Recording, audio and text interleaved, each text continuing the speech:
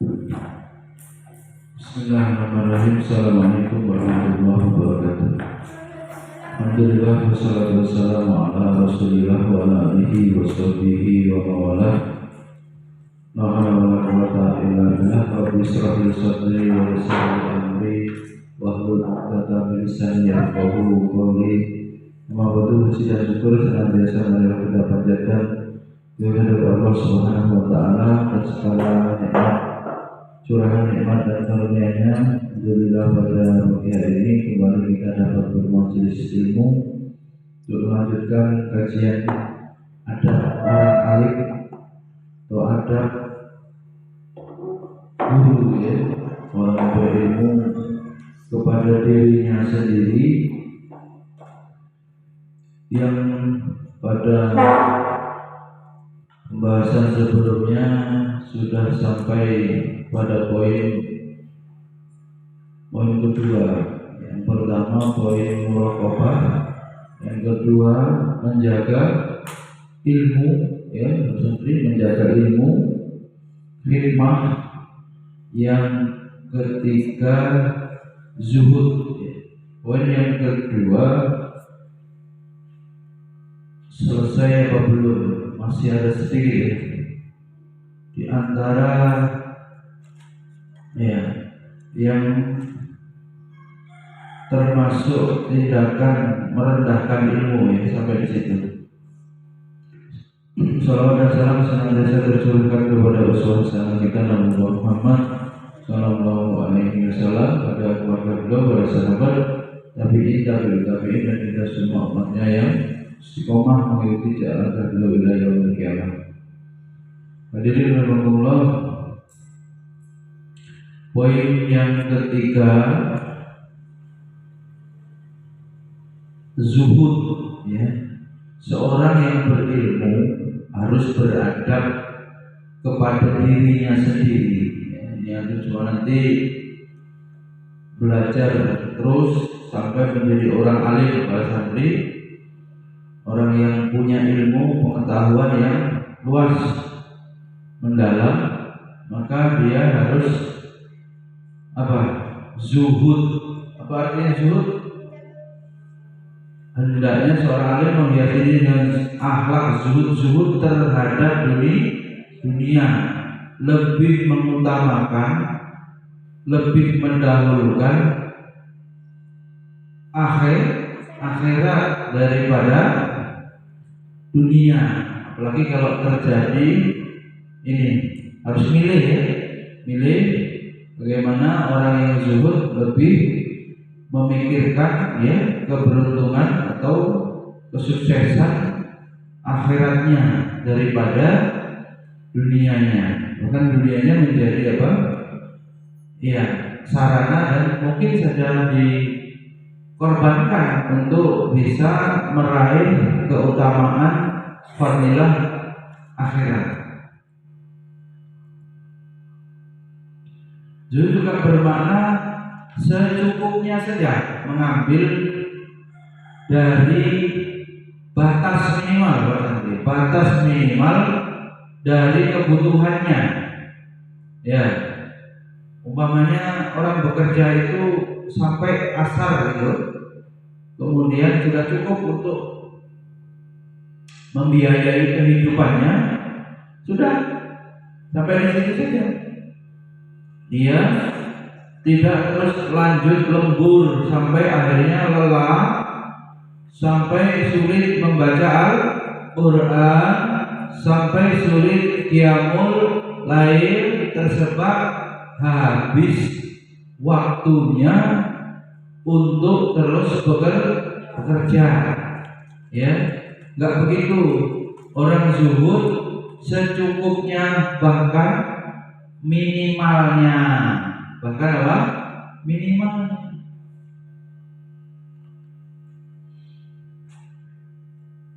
Jadi catatannya tidak sampai menelantarkan diri, ukuran itu, ya. Dia terhadap dunia itu, ya, untuk mencari uang, ya, itu ukurannya asal keluarganya tidak terlantar, dia memang hentikan, Nabi kali. Jadi bukan semua pekerjaan tawaran itu diterima sehingga siang malam habis waktunya untuk mencari uang. Memang dia cukupkan. Yang penting apa? Kalau dalam hadis itu Bani Adam itu, anak Adam itu kemudian cukup baginya untuk menegakkan tulang sulbinya supaya bisa ibadah, ya kan? Supaya bisa sholat, ya. Bekerja dia dapat uang dia supaya kemudian bisa ibadah dalam arti untuk beli makan, untuk beli sembako, untuk beli kebutuhan sehari-hari, dan itu sudah terpenuhi cukup. Kembali kepada ibadah yang utama, ya. Jadi memang hidup ini urusan ya materi, ya urusan duit itu gak boleh menjadi tujuan. Kalau dia sudah menikah, cukup juga untuk keluarganya, ya. Artinya pertama untuk dirinya, mungkin kalau belum menikah nih para pemuda kafi, kemudian setelah menikah punya anak, punya istri, punya ini nafkah ke atas, ya, orang tuanya yang sudah tua harus dinafkahi. Nah cukup itu saja, ya, yang wajib.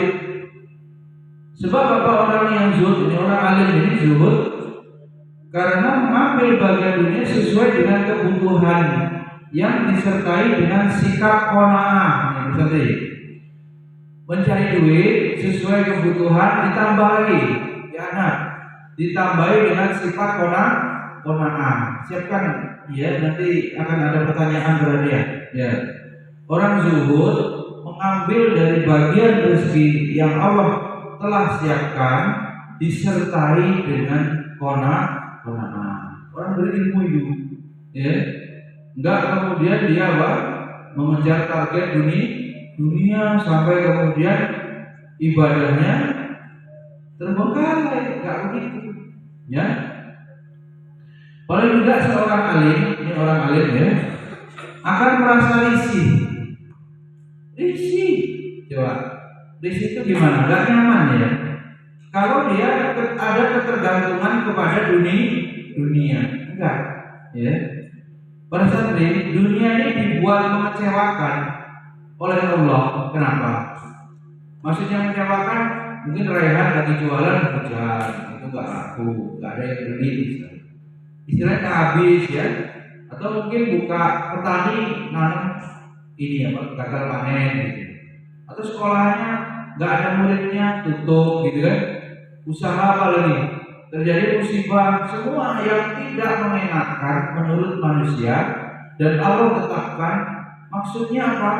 Ya, jadi maksudnya supaya manusia itu tidak sampai kerasan, gitu ya, Pak, sampai menyatu dengan dunia. Ada rasa kecewa dia terhadap dunia supaya manusia itu mau, ya, mau untuk memikirkan akhirat, bahwa yang kesenangan itu nanti yang hakiki akhirat, bukan dunia. Dunia ini habis ditipu, santri dikecewain, ya, disakiti, itu supaya kita tidak merasa betah hidup di dunia dan mengharapkan, ya, bagaimana nanti bisa kembali kita di akhirat yang menjadi apa?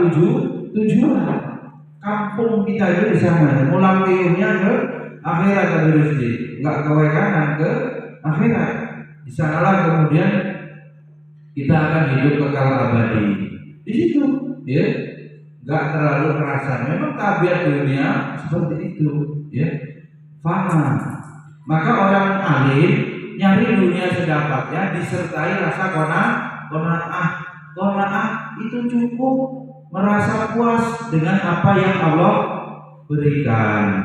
Paling tidak seorang alim akan merasa risih tadi itu kalau dia tergantung, gitu ya, Gus, ya. Gak ada. Ini sekolahan harus punya murid, targetnya setiap satu angkatan 50 santri. Oh enggak. Ini setiap bulan Bulan Januari harus nanam padi 1 hektar. Enggak, manusia diharapkan dalam konsep adab orang alim itu tidak tergantung, ya, tidak apa? Tergantung. Ada nggak orang yang nggak bisa bekerja? Ada ya? Lumpuh, bisa makan? Bisa. Ada nggak anak yatim? Bapak ibunya meninggal. Kalau antum semua bapak ibunya memberi apa?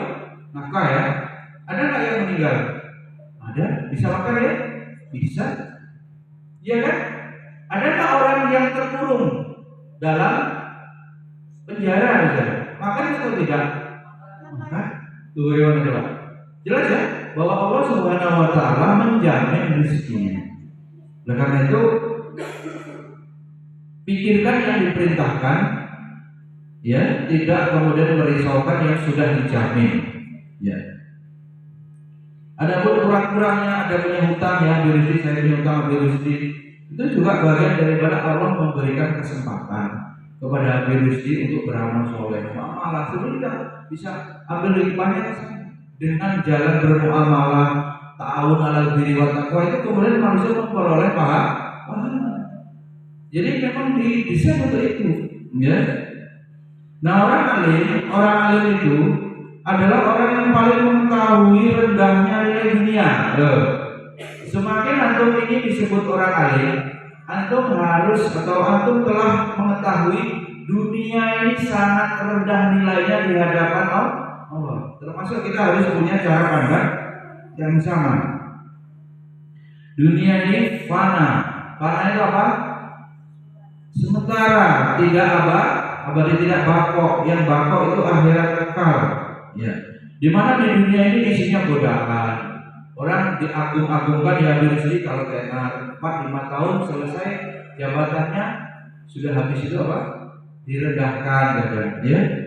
Rezeki yang kapan mungkin 20 tahun lagi akan ribut, akhirnya nggak punya ini apa? Ujian lagi. Ya, berarti juga begitu. Nggak ada yang abadi semuanya. Semuanya kalau tabiat dunia itu rendah, kefanaan, bahkan kepayahan. Dunia ini isinya berpayah-payah. Apalagi kalau kita lihat orang yang mengejar popularitas dan berpayah-payah dia memperbaiki citra, berpayah-payah dia penampilan untuk dijaga, semuanya, ya, retorika, dipikirkannya ini pengikutnya, fansnya, kepayahan itu. Ya, pedagang juga takut kehilangan pelanggan, akhirnya hatinya apa? Mengikuti ridho pelanggan gitu. Ya, tergantung kepada materi, tergantung kepada dunia, tergantung kepada orang. Nah, orang alim tidak, dia hanya tergantung kepada Allah. Tentu muamalah di dunianya dia berlaku akhlak-akhlak yang baik, ada bihasan. Tetapi kemudian dia secara hati dan keyakinannya berakhlak baik kepada manusia itu memang perintah agama, tapi dia tidak menggantungkan, wah ini kalau enggak saya ini urus atau enggak saya hargai nanti dia pergi, enggak jadi ini customer. Enggak terlalu begitu sih. Udah, bagaimana kalau jadi penjual harus melayani, ya, dengan baik, udah layani. Selanjutnya serahkan semua urusannya kepada Allah. Kemudian dalam mencari dunia, perhatikan berarti dalam mencari duit, anak biasa, dalam bekerja, anak biasa, ya, tidak kemudian meninggalkan kewajiban yang utama yaitu ibadah. Jadi enggak langsung diterjang-terjang. Setiap hari itu bekerja juga disempatkan waktunya untuk tilawah Al-Quran. Bahkan santri kalau sudah punya ilmu banyak, walaupun tidak menjadi ustaz, disempatkan untuk bisa berdakwah. Misalnya sambil bekerja, Lutfi misalnya jadi pilot, bisa berdakwah Lutfi, ya. Kalau jadi pilot plus ustaz, Najib mau jadi pengusaha plus juga bisa berdakwah. Di dalam kehidupannya itu bukan hanya mengumpulkan duit terus, ya. Nah, itu orang alim, ya. Lau usil qalin nasi surifa ila zuhadi. Imam Syafi'i mengatakan seandainya ada orang yang mewasiatkan hartanya untuk orang yang paling berakal, kata beliau, niscaya wasiat itu akan diberikan kepada para ahli zuhud. wasiat akan diberikan kepada orang yang zahid, orang yang zuhud. Lalu siapakah yang lebih berhak memiliki kecerdasan dan kesempurnaan akal dibandingkan ulama? Jadi ulama itu orang yang paling memiliki kesempurnaan akal, ya, dibandingkan orang lain yang bukan ulama. Jadi orang alim itu ini meskipun dalam ukuran-ukuran mungkin ya dari ilmu matematika, ilmu eksaga, ilmu sains itu dia tidak tahu, tapi di sini yang paling menyelamatkan, gitu kan, tingkat kecerdasan seseorang itu kalau dia yang paling tahu tentang urusan akhirat itu yang menurut agama yang paling cerdas. Maka di sini orang alim itulah yang paling utama, yang memiliki apa? Kecerdasan yang menuju sempurna dibandingkan orang lain. Kemudian Yahya bin Mu'az berkata, "Lau kana fid dunya tibran yafna wal akhiratu qarafan yaqo lakana yanbaghi lil aqil isarul hosafil baqi ala tibri fani kaifa wa dunya hosaful fa'in wal akhiratu tibrun baqi." Yahya bin Mu'az berkata, seandainya dunia adalah emas mulia yang fana. Perhatikan, seandainya dunia adalah emas mulia yang fana dan akhirat adalah bejana tempat air dari tanah liat yang kekal, niscaya orang berakal akan lebih memilih bejana dari tanah liat yang kekal daripada emas mulia yang fana. Lantas bagaimana jika dunia ini merupakan tanah liat yang fana dan akhirat adalah emas mulia yang abadi? Nah, ini permisalan ya. Yahya bin Mu'az berkata begitu. Dunia ini umpamanya emas mulia tapi fana. Umpamanya emas mulia tapi fana. Sedangkan akhirat itu umpamanya wadah air bejana dari tanah liat yang dia kekal, gitu ya. Maka nih saya orang berakal akan lebih memilih bejana. Iyalah ya, dengan akalnya yang sehat itu dia lebih memilih bejana dari meskipun dari tanah liat karena kekal daripada emas yang mana emas itu fana. Dunia dengan seluruh gemerlapnya ya, tipu dayanya, rayuannya, godaannya itu apa? Fana, umpamanya emas tadi. Akhirat yang kemudian seperti tanah liat, tidak menarik, mungkin susah ya, bosan kita, tidak disukai syahwat, hawa nafsu, gak suka ya, tetapi itu adalah kekekalan ya. Itu orang berakal, dia akan mengutamakan akhiratnya. Hadirin Allah, kemudian ya, poin yang ketiga selesai tadi. Apa tadi? Zuhud ya. Kuis dimulai. Apa arti zuhud? Ayo. Ya, ulas apa lagi? Ya, silakan. Ya, coba terbelah. Zuhud itu artinya apa?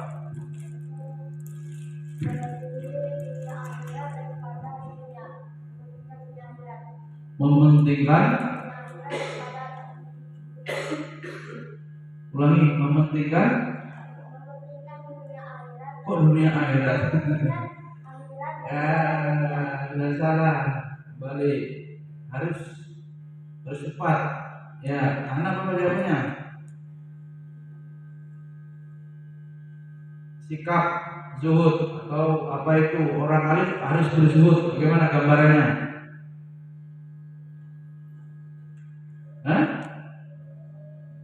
Zuhud. Yang lain? Coba lebih. Lebih mengutamakan akhiratnya daripada dunia. Iya, begitu. Lebih mengutamakan akhirat. Apalagi kalau terjadi suruh pilih ya. Pilih. Yang dunia nonton TV, taklim akhirat. Pilih mana? Tadi, iya kan? Ke pasar, ini jalan-jalan, ya dibandingkan bedah buku. Nah, pikiran di sini bedah buku. Nanti diajarin buku tebel, bagaimana memahami isinya. Milih mana? Milih bedah buku karena di situ kemudian ilmu. Ya, ini lebih daripada dia. Senyawa lebih. Kemudian zuhud tadi harus dibarengi dengan qanaah. Nah, pertanyaannya, seorang alim harus qanaah. Qanaah itu apa? Siapa? Duluan. Nah, kedua rezeki. Apa qanaah? Merasa puas. Gajinya orang bekerja sehari 50.000 dan dia tidak punya beban. Gimana Din? Tidak punya anak karena masih hujan. Dia merasa cukup. Gimana Din? Dia sudah punya gaji sehari 50.000, dia belum punya kewajiban menafkahi istri dan anak. Kemudian selesai kerja jam 16, habis itu apa dia? Orang zuhud, orang qanaah. Merasa cukup, tidak sibuk cari tambahan pekerjaan, tapi kemudian dia gunakan waktunya untuk bisa tilawah, bisa berzikir, bisa nanti malam biar kuat, biar mulai. Nah, rezeki sama anak, dua-duanya. Hadirin Allah, sekarang pertanyaannya urutkan yang kemarin sampai yang ketiga. Adab orang alim terhadap dirinya. Yang pertama sampai yang ketiga. Ya, itulah 1 muraqabah plus apa itu? Ada tambahannya. Iya, itu arti muraqabah. Tenang dan berwibawa, sakinah. Yang kedua, iya, gimana jagain contohnya? Tidak merendahkan diri. Di sini baru dicontohkan tidak mendatangi murid. Ya, guru itu lebih utama dia menunggu muridnya datang. Ya, meskipun dalam kondisi tertentu masalahnya bisa dipertimbangkan apabila lebih besar masalahnya tidak mengapa seorang alim datang mengisi tabligh akbar, misalnya Ustaz Somad dari Riau ke Lampung, tidak apa-apa. Tapi kalau Anda memilih seberapapun santrinya, antum sebagai orang alim tidak keliling-keliling, itu lebih mulia gitu. Jadi umatnya, atau sekalipun anak raja itu kalau mau belajar datang, dia yang datang ke tempat guru, ya. Tidak banyak gurunya yang keluar dari rumahnya untuk mengajarkan, lebih utama seperti itu. Tapi sekarang sistem sekolah kan dikumpulkan, ya, tidak serta-merta itu merendahkan diri. Itu jadi ukuran masalah dikumpulkan di lembaga, kemudian tersusun rapi, ilmu pendidikan bisa diterapkan. Nah, itu lebih maslahat. Ya. Tapi kalau ada orang yang mencukupkan diri, ya berisi, udah sudah adanya murid, nggak ada yang bayar juga, nggak jelas, ya. Dia mau mengajarnya begitu, dia nggak apa-apa. Misalnya dia ngajarnya cuma sore, itu kita lihat ulama dulu begitu murid bersih, sore malam, pagi dia ke sawah, ke pasar berdagang, sore dia berdakwah, orang pada datang. Itu namanya dai yang part timer, nggak apa-apa juga, tidak full. Kalau sekolahan ini kan full timer, apalagi kalau pondok 24 jam dia harus mengasuh. Ya. Yang berikutnya apa yang ketiga? Zuhud, ya. Jadi kita baru bahas ada orang alim 1, 2, 3.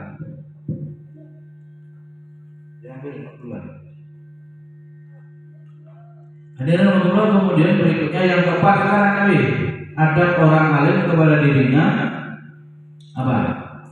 Memuliakan ilmu, tidak menjadikannya sebagai sarana untuk mendapatkan keuntungan duniawi.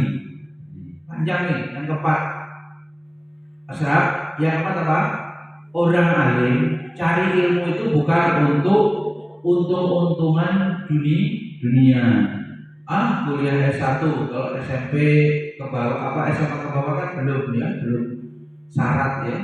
Kalau mau jadi pegawai harus sarjana. Nah akhirnya dia memburu sarjana itu supaya bisa menjadi pegawai dan nanti punya uang banyak. Untung kalau nggak punya ilmu nggak bisa ini kerja, nggak bisa meraih dunia. Dan ilmunya itu dicari sebagai sarana untuk kaya. Nah ini yang dilarang ya. Jadi orang berilmu adabnya tidak merendahkan ilmu, memuliakan ilmu itu dengan tidak menjadikan ilmu itu sebagai alat tukar untuk dapat duit, kira-kira begitu. Ya, gitu ya. Ilmu itu lebih mulia dari sekedar bayaran itu. Ya, maka kalau guru, ya ustaz itu kebayang pas diundang ceramah, pas disuruh ngajar, kebayang amplopnya berapa? Nah itu merendahkan ilmu lebih tinggi. Ya, nggak ada banding, nggak bisa dibeli sebetulnya. Apalagi kalau berbuah pahala dan surga, nggak bisa surga dibeli. Bagaimana caranya? Pakai uang berapa harganya? Surga Firdaus berapa? Nggak bisa. Nggak pernah ada penjualan berlaku hukum begitu. Orang paling kaya punya triliunan bisa membeli surga Firdaus, nggak bisa. Secara langsung, ini uangnya saya beli surga, enggak. Jadi kalau antum bisa masuk surga lantaran mengajarkan ilmu, tidak merendahkan ilmu, berarti sudah tidak terbayar, tak terhingga itu bayarannya. Jadi yang keempat ini ya, orang alim memuliakan ilmunya dengan tidak menjadikannya sebagai sarana untuk mendapatkan keuntungan duniawi berupa jabatan nih, ya, harta, popularitas, ketenaran. Enggak. Apa boleh dilayani ya? Dilayani itu gimana Gusti? Keluar dari rumah, dipapah, dipayung gitu ya. Dikasih apa? Fasilitas pengawalan. Dia pengen kawal begitu, senang dia, kayak raja begitu. Kemudian semua disiapin, semua udah fix, semua acara itu sudah fix. Minumannya, makanannya, tempat tidur, pengen begitu. Nah saya kalau punya ilmu, saya pengen supaya saya bisa dilayani, saya harus punya ilmu. Makanya saya semangat cari ilmu. Nah ilmunya itu supaya dihormati, supaya dilayani ya oleh manusia. Enggak boleh, ya. Maka nggak harus apa? Semuanya harus dilayani. Malah kalau tujuannya itu sekeliru, ya. Imam Syafi'i berkata, wajidtu annal khalqa ta'allamu hadzal ilma ala an la yunsaba ilayya harfun minhu. Saya sangat berharap orang-orang belajar ilmu ini dariku, kata beliau, dan tidak satu huruf pun yang dinisbatkan kepadaku. Enggak ingin dirinya itu disebut-sebut sebagai syarat ilmu. Udah lupa ini saja, ya. Jadi memuliakan ilmu bisa juga dilakukan dengan cara menjauhi sifat tamak, rakus, ya, untuk mendapatkan imbalan harta, nih, atau pelayanan, ya tadi dihormati, dilayani, atau yang lainnya dari para muridnya, tuh, karena mereka sudah menyibukkan diri, mereka belajar kepadanya dan selalu mendatanginya. Karena Mansurun la yasta'inu bi ahadin yastalifu ilaihi fi hajatin. Mansur bin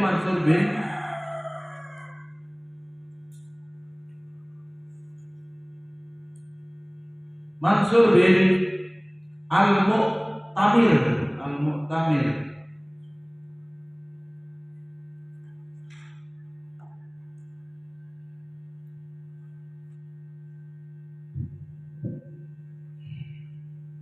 Al-Mu'tamir Abu Attab As-Sulami Al-Kufi, seorang yang berilmu mendalam, ahli ibadah dan kebaikan. Dia termasuk rujukan ilmu. Wafat pada tahun 133 Hijriah. Yaitu namanya tadi siapa? Mansur bin Al-Mu'tamir. Tidak pernah beliau itu, Mansur itu tidak pernah meminta bantuan kepada seorang pun yang secara sering mendatanginya untuk satu keperluan. Ya, misalnya punya muridnya ini, ya, yang muridnya bersedia, itu guru itu nggak gampang nyuruh muridnya untuk melayaninya, ambilkan itu, nggak gampang begitu, gitu, ya. Mansur itu begitu, orang alim, beliau, ya, ilmu mendalam, beliau begitu. Jadi pribadinya itu gimana ya? Bisa gambarin, bilang. Jadi kalau orang alim ini nggak repotin gitu loh, nggak apa-apa sendalnya harus dipasangin, gitu kan. Nggak semuanya begitu. Harus buatin kopi ya, Mbak Ida. Itu. Mbak Ida harus bawa kue ke sini, biar saya belum sarapan dikasih kue Mbak Ida. Nggak begitu, gitu. Biasa gitu. Terhadap dirinya itu nggak menuntut ya, nggak menuntut untuk diagung-agungkan, di hikmah yang berlebihan lah kira-kira gitu. Kalau sewajarnya, ya itu taklim. Ini tadi juga habis Galih, habis tadi potong ini, saya bawa ini dari sana. Nggak gitu amat, harus habis ada bawa ini, harus tahu diri, siapin apa ini karpet. Sebenarnya itu sudah rutin, maka ya sudah, kalau orangnya mana bisa beli nggak ada, ya sudah, nggak jadi masalah gitu, nggak terlalu ingin harus diperfeksionis sempurna. Kalau bisa begitu, guru begitu apa jadinya? Gurunya enak, nggak nyusahin kan begitu. Nah orang alim itu begitu menurut Ibnu Jamaah pada poin yang 4 ini, ya, memuliakan ilmunya, ya, pribadinya nggak apa-apa direndahkan, tapi perhatikan ilmu yang disampaikan itu, ya kalau nggak qala Allah, qala Rasul, qala sahabat kan begitu. Perkataan sahabat tambah lagi perkataan ulama. Isinya berarti apa? Itu harus dihormati. Ya. Mungkin penyampainya, mungkin saya ini menyampaikan aibnya banyak, betul, dosanya banyak. Tapi itu mestinya tidak mengurangi ya, sebab ilmu yang disampaikan itu mulia, walaupun penyampainya mungkin ada aib dan kekurangan. Dari situ kemudian hendaknya para pencari ilmu tetap ya memuliakan ilmu, sehingga kemudian antum nanti menjadi orang lain. Seberapa kecintaan Raihan kepada ilmu? Wah, itu dipertanyakan. Ya, kalau ada ilmu itu merupakan warisan Nabi sedang dibagi-bagi, nah, milih mengurusi mengurusi pengajian, taklim, atau mengurusi yang lain. Yang lain itu bisa apa saja lah, dunia, olahraga itu sama taklim ini mana? Kalau bisa semuanya jalan secara proporsional, ya taklim, ya juga olahraga. Ini terang ya, itu olahraga ya. Kalau hujan ya ini pelajaran. Sufyan bin Uyainah berkata, perhatikan kali, kuntu qad utitu fahmal Quran, lama qabiltu surata min Abi Ja'far sulit tuhu nas'alullahu Musa Mahata. Aku telah dikaruniai pemahaman untuk utitu fahmal Quran, pemahaman tentang Quran, namun setelah aku menerima segepok uang, lama qabiltu surata min Abi Ja'farin sulituhu, duit dari Abu Ja'far, pemahaman itu dicabut dari diriku. Gawat. Gimana kali? Paham tafsir, paham asbabun nuzul, kandungan hukum surat An-Naba. Kalau dikasih uang blek gitu. Bayarlah bisnis tafsir itu kan, namanya sarjana tafsir kan. Langsung di sini terjadi kasusnya ini, ilmunya dicabut oleh Allah. Kita memohon agar Allah mengampuni kita. Nas'alullah musamahat ya Allah. Mereka orang yang dapat ilmu, yang dapat hikmah itu apa? Utu rabbika sabil bil hikmah. Hikmahnya apa disebut? Ilmu dan pemahaman, kemudian mau mengamalkan. Ya, di sini ini ada warning ya.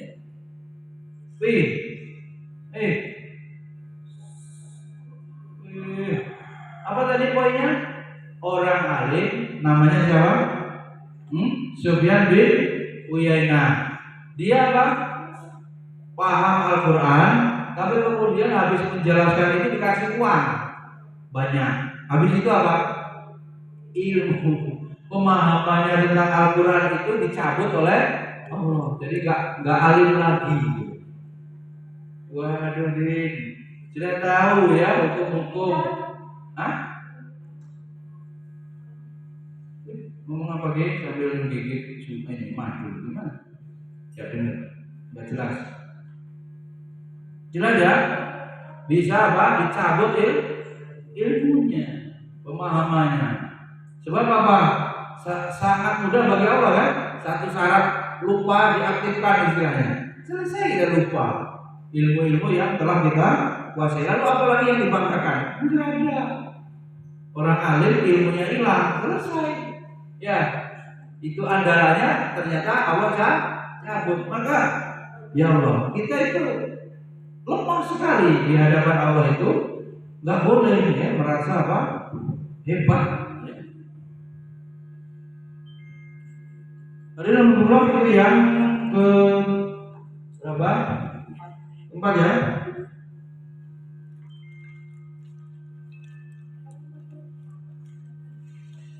Yang kelima, menjauhi perkara yang rendah, menghindari hal-hal yang berpotensi mengundang fitnah yang tuduhan ya. Waduh, berat betul ini. Orang berilmu itu nggak boleh kerja sembarangan, serabutan yang bisa merendahkan keilmuannya. Aduh, ini apa kira-kira yang orang menuduh dia itu sulit dipercaya? Orang alim plus jadi apa? Jadi maklar gitu. Anda percaya sama maklar atau ada rasa khawatir dia berbohong dalam harga misalnya, menipu. Ini barang saya jualin dari antum yang punya motor 10 juta, di bawah maklar dijualnya 13. Dia bilang ke pembeli ini dari yang punya 12, padahal hasilnya 10. Dia pengen untung 3 juta. Itu kira-kira kalau Ustaz begitu gimana? Dia Ustaz atau saya kalau begitu gitu. Besoknya apa? Dia akan rendah. Dan sampai itu juga sebenarnya apa? Dia jujur gitu. Konteksnya dia memang bilang itu dari harga 10, tapi mau dijual 13. Jujur begitu. Tapi apa?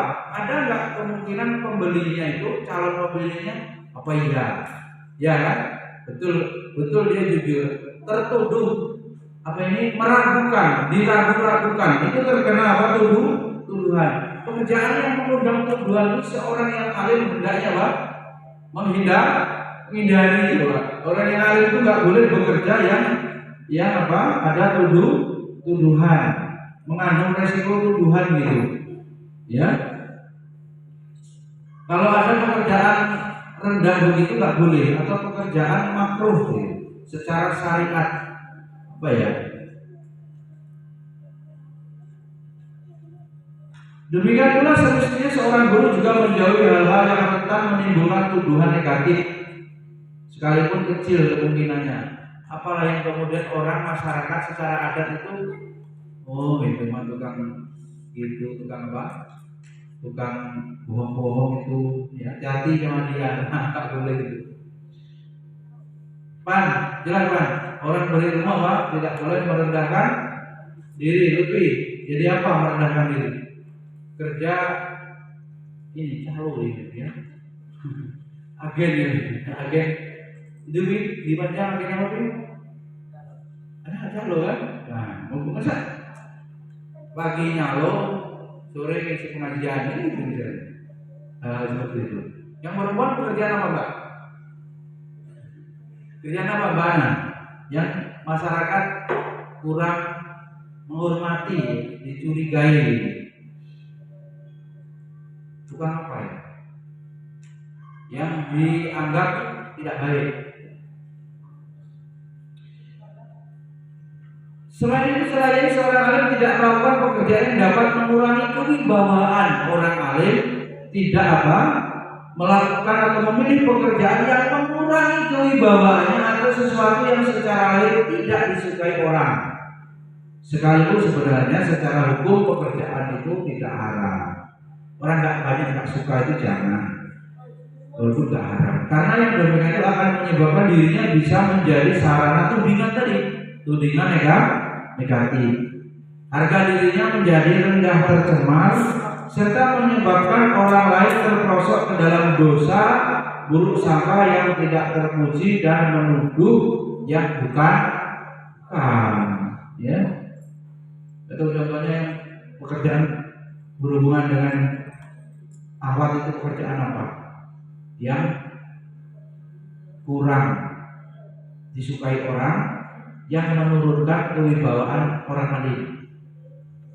Jika pada suatu kondisi yang melakukan jenis pekerjaan yang kemudian pekerjaan itu menjadi rendah, ya dirinya harus klarifikasi ya Pak. Orang alim itu disuruh klarifikasi kok melakukan kerjaan itu, ya menjelaskan alasan serta tujuannya kenapa, ya sehingga orang itu tidak terjatuh, ya atau tidak turun kewibawaannya. Contohnya ini ada Nabi SAW bersabda kepada dua orang laki-laki saat mereka melihat beliau berbincang dengan Sofia, lantas mereka menghindar. Rasulullah SAW bersabda, berarti ala rizlikuma innaha Sofiyatu bintu Huyai summa qala inna syaitana yajzi min ibni adam majrad dam wa inni khashitu an yaghlifa fi qulubikuma syai'an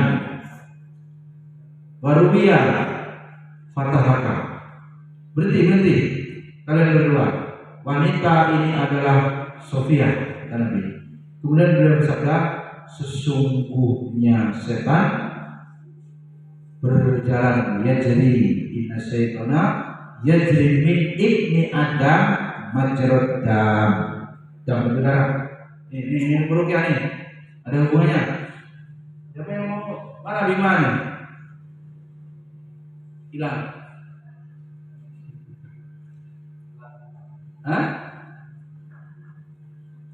Coblos tangannya itu dan keluar darah. Sesungguhnya setan berjalan pada diri manusia melalui aliran darah. Ini juga kaidah. Pernah lihat burung yang sampai nggak keluar dia gimana? Tusuk ya deh, tusuk dulu dengan jarum bekam itu, cus, langsung kita usap seperti orang membuang. Itu langsung tangannya yang kaku, jadi keluar darah. Kenapa? Karena setan mengalir. Maka kalau orang marah gimana mesti darahnya memuncak karena setannya mengalir. Loh, terus majrad dam. Inna syaitana yajri min ibni adam majrad dam. Jika ruqyah sudah enggak keluar lama, tindakannya tusuk ini ujung, biasanya saya ujung kaki juga ya bisa. Ada juga ini Abu Rizki jadi imun, jadi tabib, ya kan? Udah beli alat bekam, dapat gaji, beli alat bekam, sisa gajinya tak utang kemarin, tinggal 700. 300 berarti alat bekam udah naik ya. Ya alat bekam itu juga pernah sasar atau belum mesti terapi komplementer ya, langsung bekam plus rukyah itu cepat, palanya kerok atau punuk ini apa muka itu kemudian dipunuk titik itu kemudian tempat sihir yang pasti di sini harus ya, kemudian kerok dulu ambil. Saya tadi belum pernah yang rewel betul itu ambil istri sudah menyala pekan saya nanti punuk ini ubun-ubun sama punuk ini dua selingannya itu mutan di situ jin ya, iya nongkrong di situ jin sedot sambil dirukyah sambil dibuka karena hadis ini tadi apa bilang Nabi ya setan tadi majarda wa inni khashitu an yaqdhifa fi qulubikuma syai'an. Saya khawatir setan menusukkan prasangka buruk ke dalam hati kalian. Ini loh apa namanya, orang alim tadi nggak boleh kerja sembarangan. Dilihat orang itu merendahkan. Masa saya terus jadi agen maklar gitu kan, beristri yang sufi gitu kemudian kok kerjanya agen di terminal gitu kan, paginya sampai zuhur gitu kan, sampai sorenya isi tahlil itu kan pas ya. Nah ini kemudian dikhawatirkan orang yang melihat itu punya prasangka buruk dzon ini, yang akhirnya mencela, menuduh negatif. Ya. Terpuji nggak ya? Siapa yang pernah naik? Ini Mbak yang pernah ke Jakarta, Mbak Ida? Di kapal itu suka ada gitu ya. Diledeki juga sama sopir-sopir yang nakal itu. Jualan kopi ya, jualan kopi. Tapi jam 1 malam. Gimana? Ya kita kalau naik travel, kalau saya naik kuliah dulu sampai di Bangkok jam 11 gitu. Naik kapal. Kopi nih mas, kopi. Kita rayu aja gitu. Tapi gila. Mana dari kopi pangkon 10.000, kopi ini 3.000, pangkonnya 7.000. Ya itu suka gitu. Ada juga pakai jilbab, ada juga mungkin karena nggak punya kerjaan lain atau jadi janda akhirnya harus memakai diri sendiri dan anaknya karena suaminya minggat atau apa kan sering gitu. Jadi kalau bisa kerjanya yang siang lah ya, kerja di toko siang gitu atau di perusahaan gitu. Kalau ketemu lah jangan malam-malam gitu. Ini apalagi yang contohnya yang atau ini ya tukang minta sumbangan ya. Waduh, itu masih bisa bekerja ya, dia tidak cacat. Udah belum bawa ini apa? Maaf isinya izin minta sumbangan ditambah resek minta beras ya. Udahlah. Kalau kita ragu ya nggak kasih apa-apa. Kuman masih bisa bekerja. Apa kata sahabat? Seorang dari antara kalian Abu Bakar itu pergi ke hutan mencari kayu bakar kemudian menjualnya itu lebih mulia daripada meminta Islam. Jelas ya, orang alim gimana nih? Nggak boleh kerja sembarangan yang merendahkan ilmu. Akhirnya diragukan keilmuannya itu karena kerjaannya. Berikutnya itu tadi yang nomor 5, sekarang 6.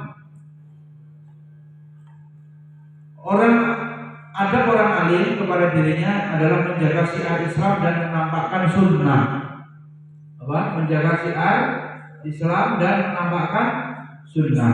Apa yang maksud sunnah? Banyak seorang alim ustaz menjaga syiar Islam dan ajaran-ajaran yang pokok seperti melaksanakan sholat 5 waktu di masjid secara berjamaah. Di masjid secara keluar masuk itu mana? Mau orang bolos. Gimana? Gitu terus. Ya. Malah jadi nggak keluar belas. Gimana? Ini gimana mau menampakkan siar orang alim gitu. Mandi juga sudah belum mandinya. Alim nggak mandi gimana? Hendaknya seorang alim Ustaz menjaga siar-siar Islam dan ajaran-ajaran yang pokok seperti melaksanakan sholat 5 waktu di masjid secara berjamaah, menyebarkan salam kepada siapa saja, melakukan amar ma'ruf nahi munkar, bersabar, melakukan amar nahi munkar dan bersabar. Ini terhadap gangguan orang yang berdakwah itu akan mendapatkan rintangan. Menyerukan kebenaran kepada para penguasa, menyerukan kebenaran kepada para penguasa, berkorban di jalan Allah Ta'ala dan tidak takut celaan orang yang suka mencela. Pernah itu di share ya, yang keledai sama orang yang berjalan itu ya. Kalau dia dinaikin salah, dituntun salah, dinaikin satu orang salah. Wasbir ala ma asaba inna dzalika min azmil umur. Bersabarlah terhadap apa yang menimpamu, sesungguhnya yang demikian itu termasuk hal-hal yang diwajibkan oleh Allah. Juga mengingat kesabaran Nabi kita Muhammad sallallahu alaihi wasallam dan juga para anbiya, nabi-nabi yang lain ketika menghadapi gangguan. Loh, itu udah tabiatnya ya.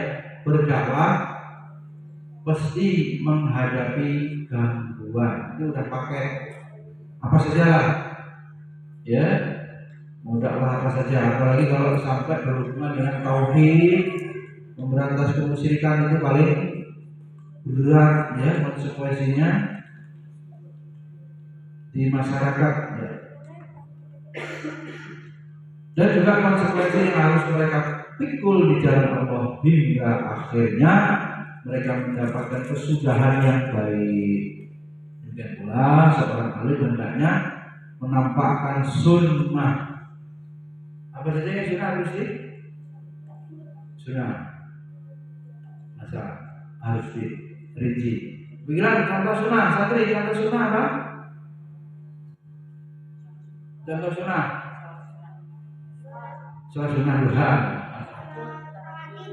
Rawatib, yang mulai, yang sekarang fisik, berjeng, contoh sunnah, apalagi memakai gamis, memakai sorban, yang kayak agim itu namanya, Indonesia tidak pernah kayaknya itu, waktu itu pakai peci bukan, imamah, terus dia kan, begitu. Pakai jas lah. Hilang mudah kembali. Ya, mana enggak ada. Kalau yang awal sunnahnya apa? Siar sunnah. Ini ada.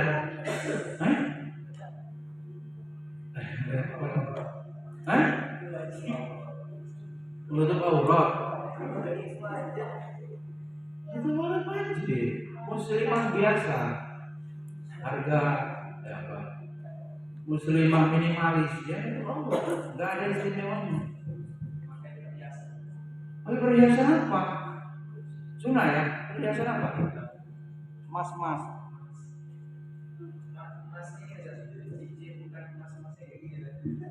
Cincin, ya. Apalagi contohnya?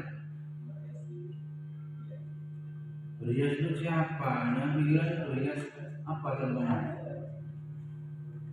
Banyak wanita malah disuruh apa? Tidak menjadi pusat perhatian, pakaiannya gelap, ya. Tidak yang membuat orang tertarik menjadi pusat perhatian ya, ingin dilihat. Itu gimana namanya? Wanita itu ya ujiannya itu. Kalau laki-laki matanya, pandangannya, wanita apanya? Kupingnya itu dari pujian, kalau di film gitu ya. Wah, kamu cantik sekali, kamu apa?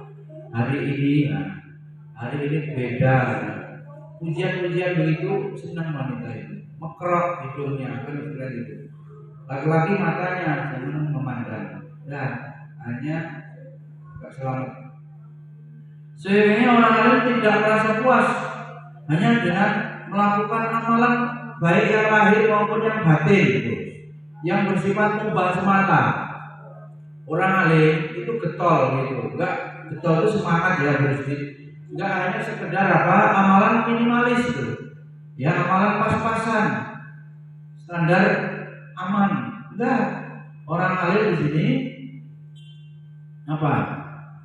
Dia komitmen untuk melakukan yang terbaik dan sempurna. Sebab para ulama merupakan teladan dan menjadi rujukan dalam pengambilan hukum. Dalam ahli hukum agama kok kayak begitu. Jadi orang meragukan. Banyak orang meniru dan memperhatikan mereka untuk mengambil keteladanan tanpa mereka sadari. Jadi orang alim itu apa saja itu bisa dijadikan teladan tanpa orang alim itu sadari. Maka hati-hati betul ya. Orang akan mengambil adab dari orang alim, akan mencontoh orang alim.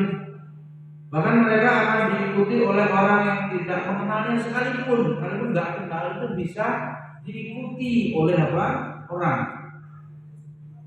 Jika seorang alim saja tidak mendapatkan kemanfaatan dari ilmunya sendiri, terlebih lagi orang lain.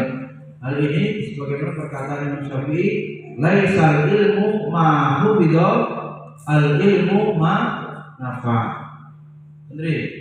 Ilmu itu bukan hanya yang dihafal, bukan ilmu kalau ma hubidho dihafal, tapi ilmu itu manfaat. Ilmu itu yang ada memberikan manfaat bagi dirinya, manfaat bagi orang lain.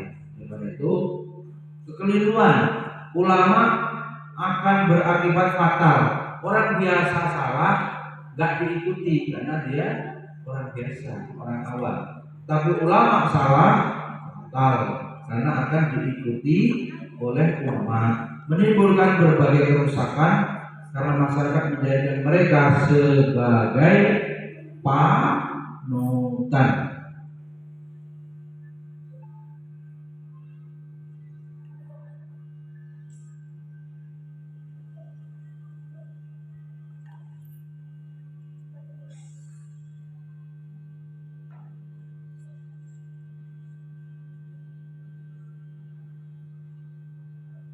Ada Allah. Itu berapa tadi? 6 ya? Dan 7 ya? 7 apa? Menjaga perkara-perkara yang dianjurkan oleh syariat. Al-muhafadzatu ala mangdubati syar'iyah. Orang alim itu adabnya terhadap dirinya menjaga perkara-perkara yang dianjurkan oleh syariat, baik yang berupa ucapan maupun perbuatan. Hendaknya ia menekuni membaca Al-Quran. Boleh ya, nak guru tahfiz ya, guru sekolah tahfiz ya. Tuh. Apalagi bisa sambil merajaah sendiri, ya. Itu berzikir lah, yang awal zikir enggak. Ya otomatis ikut zikir harusnya, bukan hanya keliling-keliling marahin santri yang enggak zikir. Ikut zikir ya, akan menyatu ya dirinya, amal dia dapat, amal mengawal santri, mengasuh dapat, ya. Nih, berzikir, kemudian doa-doa lah ya, doa-doanya. Tapi santrinya belum lancar, pengasuhnya enggak mau mimpin doa yang lancar supaya cepat hafal. Dorong-dorongan. Atau malah males bekerja di ICA ini karena tambahannya banyak. Sudah mimpin ini nggak ada bayarannya, yang ada bayarannya cuma ngajar.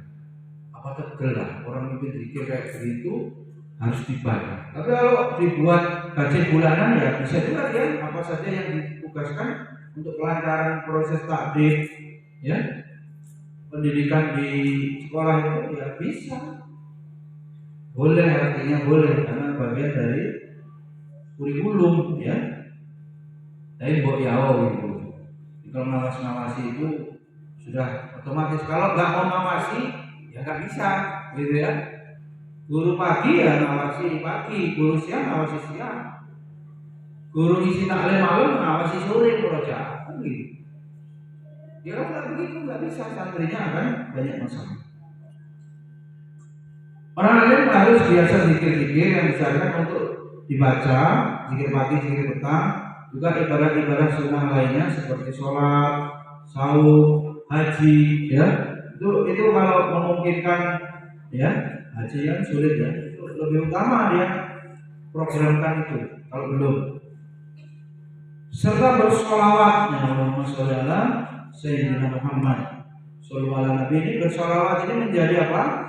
Hari Jumat lagi ya, menjadi otomatis namanya seperti ini, bilang sudah terang. Kemudian apa? Ada pun menjaga adat saat nama beliau disebut. Kalau ini orang alim, kalau ada disebut Nabi, dia langsung menyahut dengan sholawat, ya.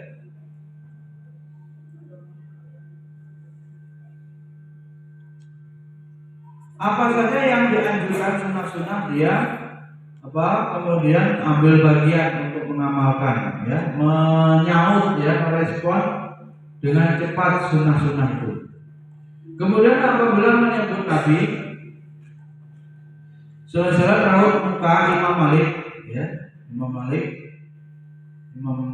radhiyallahu anhu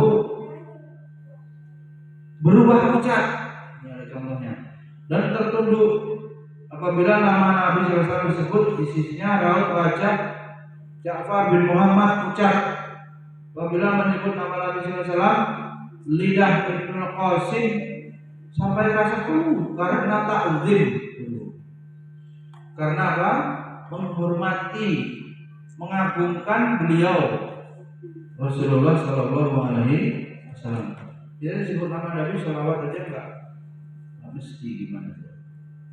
Sahabat sampai tertunduk ucap, ya, karena menghormati. Dan ketika membaca Al-Quran seyogyanya dia merenungi, ya, bukan baca Quran beo, bisa bunyi tapi nggak tahu arti. Nanti itu mulai kan ada latihan-latihan itu juga juz 29 kan, diisi itu kan ada terjemahannya, suruh isi itu. Ini yang pikiran yang hari Sabtu, ya. Ingatkan kembali yang tahfiz hari Sabtu itu kan ada buku juz 29 diisi. Ini Mbak Ana yang kelas 4 nggak jelas bukunya, tapi kalau tahfiz sore jelas. Yang kelas 4 entah kenapa belum ada. Mbak Ega yang kelas 2 juz 30. Itu maksudnya supaya santrinya juga mentadaburi, karena dia di situ menulis latihan kitabah, mentadaburi, menerjemahkan paling tidak, ya. Jadi itu harus, ya, dicek itu bukunya udah pada punya untuk 1 semester atau 1 tahun, tergantung waktunya. Kan dia menulis, mengisi, mengerjakan, kan dia setoran, kan dia murojaah. Jadi nggak habis setoran mana ada santrinya lari-lari nggak karuan, ya. Itu habis setoran larinya santrinya apa? Udah ribut jadi masalah.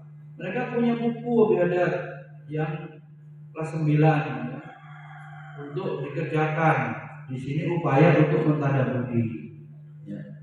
Kemudian orang alim yang memahami betul perintah dan larangan, janji dan ancaman, itu ketika membaca Al-Quran dia kalau ada perintah kepikiran bagaimana mengamalkan, kalau ada larangan bagaimana dia kepikiran meninggalkan, dan ngeri terhadap ancaman, ya. Kalau ada ancaman-ancaman ketika membaca ayat Al-Quran yang sampai pada ayat-ayat ancaman, orang alim itu ngeri, gitu, ya, sampai menangis tersungkur, ya, sahabat Nabi. Dan menjaga batasan-batasnya. Sebaliknya seorang alim tidak melupakan Al-Quran setelah menghafalnya. Orang alim tidak melupakan Al-Quran setelah menghafalnya, karena terdapat hadis Nabi yang mencela perbuatan demikian. Mamin imri'in yaqra'ul Qur'an summa yansahu illa laqiyallahu yaumal qiyamati ajdamu. Ini para penghafal Quran. Tidaklah seseorang menghafal Al-Quran lalu melupakannya. Quran dilupai, enggak memurojaah berarti.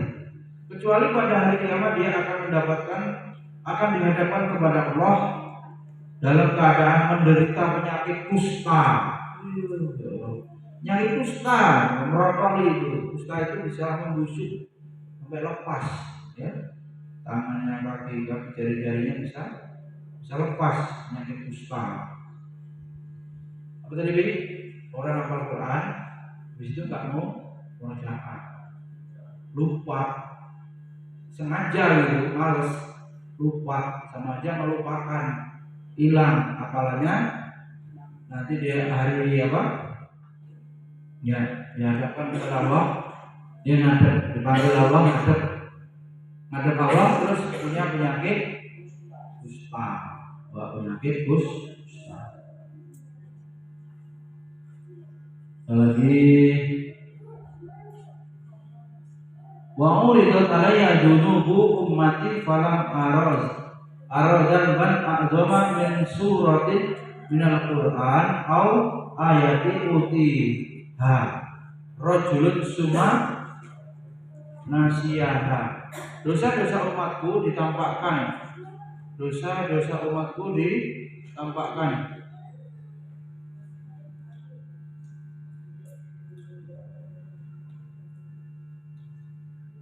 Dosa-dosa umatku ditampakkan apa?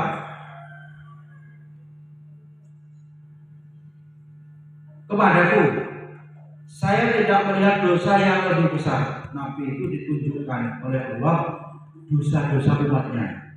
Ya, kata Nabi, dosa yang lebih besar daripada surah atau ayat dari Al-Quran yang diberikan kepada seseorang yang hafal, kemudian dia melupakannya. Ya Allah, dosa itu lupa-lupain Al-Quran. Ya. Inna la maktul qori'an an arahu saminan nasyan lil Quran. Sesungguhnya aku sangat benci qori pembaca Quran ketika aku melihatnya dia melupakan Al-Quran. Gimana itu? Kan dulunya sebelum menghafal berdoa supaya dimudahkan, sudah dikasih dilupa-lupakan. Kanu yang rahunahu yaquluna fihi qaulan sadida. Ibnu Sirin berkata, mereka sangat membenci orang tersebut dan mengatakan perkataan yang sangat keras terhadap mereka. Bisa mali ahadihim an yaqulu nasitu ayatan kaita wa kaita bal huwa nusia. Sungguh buruk perkataan seseorang yang mengatakan aku lupa ayat ini dan ini, padahal dia dibuat lupa. Maksudnya ya karena dia nggak mau membaca. Al-Qadiyah berkata di dalam kitab Ikmal Al-Mu'allim, maksudnya seburuk-buruk keadaan adalah orang yang menghafal Al-Quran lalu melalaikannya hingga ia melupakannya,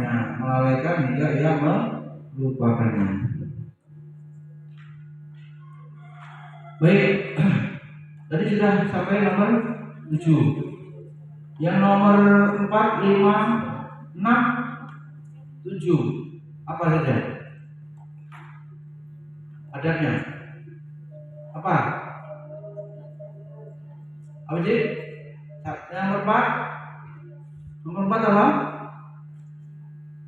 Memuliakan ilmu dengan tidak menjadikannya sebagai sarana untuk mencari keuntungan dunia.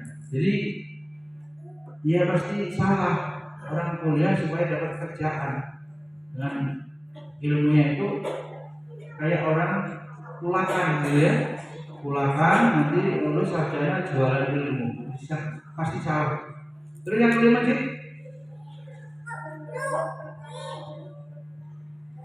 apa contohnya? Contoh orang alim nggak boleh melakukan pekerjaan yang rendah. Contohnya kalau ini ya nomor 6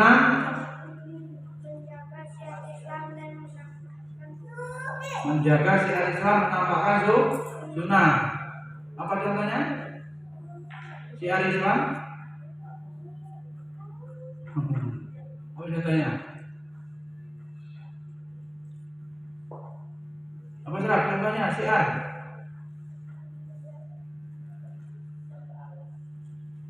Gimana ini? Untuk menjaga siar Islam gimana? Menampakkan sunnah ya apa? Karena diulang lagi kalau nggak paham. Ya kayak apa? Mendakwahkan berarti antum ceramah buat taklim. Kalau yang ke badan memelihara jenggot, memakai pakaian yang disunahkan, kan gitu. Gamis,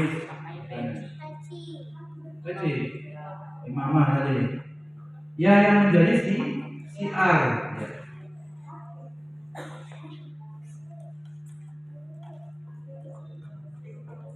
Baru sampai nomor 7. Baik. Pertanyaan sekarang.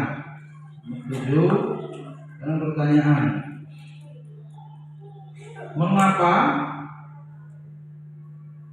adab harus didahulukan daripada ilmu? Coba sekarang. Siapa nih? Siapa yang duluan? Ya. Duluan Najib. Kenapa adab lebih didahulukan daripada ilmu? Jawabnya sudah setengah 8. Lewat Najib.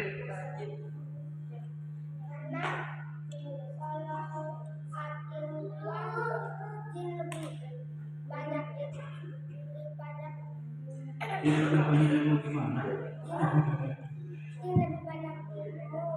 Kalau ada lebih penting dari ilmu karena ada itu. Itu jawabannya belum ada. Berikutnya anak. Jangan bulat-bulat cepat. Kenapa lebih penting adab daripada ilmu?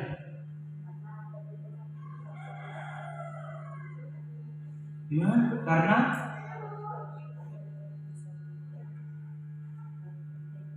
lebih penting, yaitu pertanyaan. Rizky, siapa yang angkat tangan tadi? Mau basah ya basah. Boleh. Orang kalau beradab mesti berilmu. Kalau orang berilmu belum tentu susulah bagus. Susu aja. Ya, biarnya mau tuh. Ya jawab. Ada lagi jawabannya yang lain boleh. Masih pertanyaan sama. Bisa banyak jawabannya itu. Ini juga judul bukunya Adab Fondasi Ilmu. Berarti apa? Jika kita sudah dianggap, ilmu akan lebih mudah masuk. Oh ya. Jadi kalau orang itu beradab, Allah akan memudahkan dia dalam mempelajari ilmu. Contohnya Kiai Hasyim Asy'ari, kemudian apa? Orang yang tidak punya adab, rewel makannya, gimana tuh? Rewel makannya, itu apa? Terhalang dia dari memperoleh ilmu. Makanya milih-milih, ngatur orang tua, ngatur buk dapur, ya. Itu terhalang. Jadi orang yang rewel itu susah dapat ilmu. Itu sudah diulang-ulangnya di dalam kitab yang dikarang oleh Kiai Hasyim Asy'ari. Habis waktunya ya, jadi saya mulai jam 6.15.